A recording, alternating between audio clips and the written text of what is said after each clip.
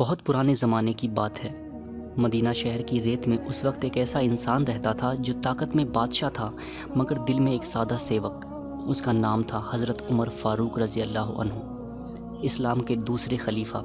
وہ کہتے تھے اگر میں بادشاہ ہوں تو میرا کام سب کا خدمتگار بننا ہے، اور سچ میں انہوں نے اپنے دور میں وہ کام کیے جو آج بھی انصاف کی مثال مانے جاتے ہیں۔ ایک رات کی بات ہے، مدینہ کی گلیاں خاموش تھی، سب لوگ سو چکے تھے، آسمان میں چاند چمک رہا تھا اور ہوائیں دھیمے دھیمے ریت پر چل رہی تھی۔ اچانک ایک آدمی دکھائی دیا جو کاندھے پر اناج کی بوری اٹھائے چلا جا رہا تھا۔ وہ کوئی مزدور نہیں تھا، وہ خود حضرت عمر تھے۔ وہ ایک بھوکی عورت اور اس کے بچے کے لیے کھانا لے جا رہے تھے۔ جب ان کے ساتھی نے کہا اے امیر المومنین، میں اٹھا لوں یہ بوری، تو انہوں نے جواب دیا کیا قیامت کے دن تم میرا بوجھ اٹھاؤ گے؟ اتنا بڑا حاکم مگر اتنا ونمر اور اتنا رحم دل انسان۔ حضرت عمر نے اسلامی اتہاس میں کئی اہم کام کیے۔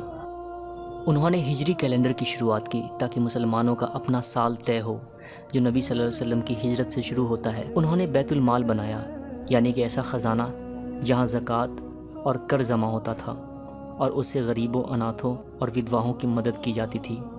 وہ کہا کرتے تھے اگر فرات کی ندی کے کنارے کوئی کتا بھی بھوکا مر جائے تو اس کا ذمہ دار عمر ہوگا۔ اتنی بڑی جواب دہی شاید ہی کسی شاسک میں دیکھی گئی ہو۔ انہوں نے کسانوں کے لیے نہریں کھدوائی تاکہ زمین میں زندگی بہے۔ انہوں نے پولیس ویوستھا شروع کی تاکہ شہروں میں امن بنا رہے۔ انہوں نے جن گننا اور پرشاسنک بٹوارا کیا جس سے ہر ناگرک تک انصاف پہنچ سکے۔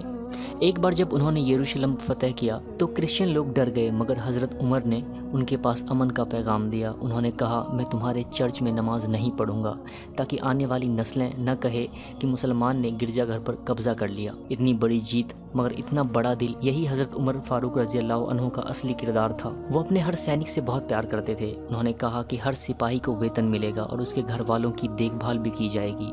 انہوں نے ہر ناگرک کو برابری کا حق دیا، چاہے وہ امیر ہو یا غریب، چاہے وہ کسی بھی مذہب کا ماننے والا ہو۔ ان کے دور میں کوئی بھوکا نہیں سوتا تھا۔ رات کے سمے وہ اکثر گشت کیا کرتے تھے۔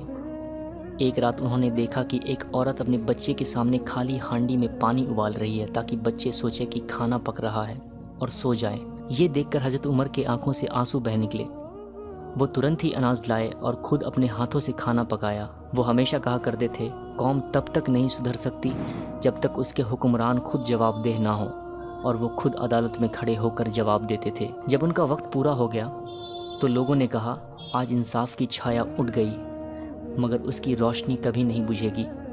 حضرت عمر فاروق رضی اللہ عنہ ہمیں سکھاتے ہیں کہ حکومت تلوار سے ہی نہیں دل سے کی جاتی ہے۔ جو دوسروں کا درد سمجھے وہی اصلی بادشاہ ہوتا ہے۔